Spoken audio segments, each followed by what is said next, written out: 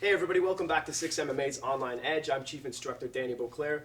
Today we're going to look at connecting my lead hook to my low swing kick and some tips and tricks here. One thing I want to think about is a lot of time when we throw a swing kick, we are rocking a lot of weight back to that foot.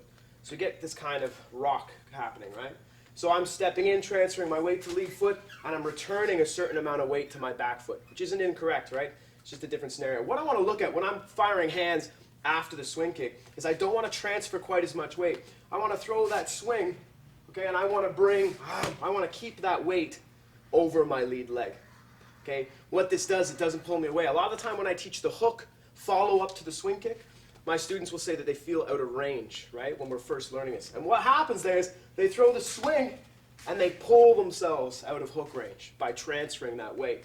So what we want to think of, I cheat a little bit. Typically when I throw a swing kick, I'd be fairly straight in my stance leg. Now I'm going to bend it. I'm going to cheat a bit here. What that does is help me keep balance. Helps me stay over my lead leg to throw that hook. Okay, so the other analogy I like to use is that there's a spring in my torso. So I'm going to throw the swing. My lower body was allowed to reset. Now, only once this foot has touched, does that allow my upper body to fire back. We get a lot of whip on this hook. So I'm throwing low swing, and then firing that hook. And it should have some power on it because there's a lot of whip. Okay, and I like to use this when someone's going kick to kick. If I've kicked an opponent's leg and they kick my leg back, I like to follow up my next swing with this hook in case I can catch them with their hands down. So the key is keeping my weight forward. Okay, I don't want to swing and step back and pull myself out of range. Which again, rocking weight back to that foot isn't necessarily a mistake. If he is counter kicking, sometimes I want to rock my weight back to check. But in this instance of following up with the lead hook, I want to keep my weight forward here to dig that hook in. Okay, so swing, like that, hitting. Okay, swing, so I can really dig that punch in. Now, what I want to look for, a little check mark that I use, is if I have to reset this foot. I can feel myself do it on one of those combos.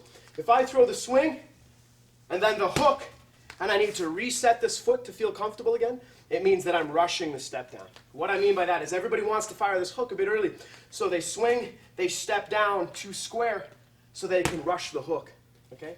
What I want you to think with this technique is to let your swing kick return. Let it come back to a good stance. You know, I like to think, or the way I say to my students, is that we should be able to throw swing, hook, and I should be immediately in position to throw another swing. Throw another heavy swing, okay? And I use my left hook and my right swing to connect each other. So what we're really looking for in this technique is to not rock our weight back. I don't want to kick and pull. I want to stay forward. We'll do a few to that hook, okay? Driving that hook through. Keeping my weight forward. Okay, so that's the concept.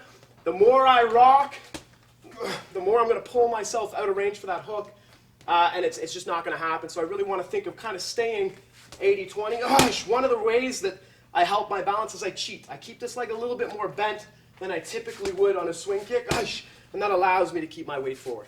Thank you very much for watching.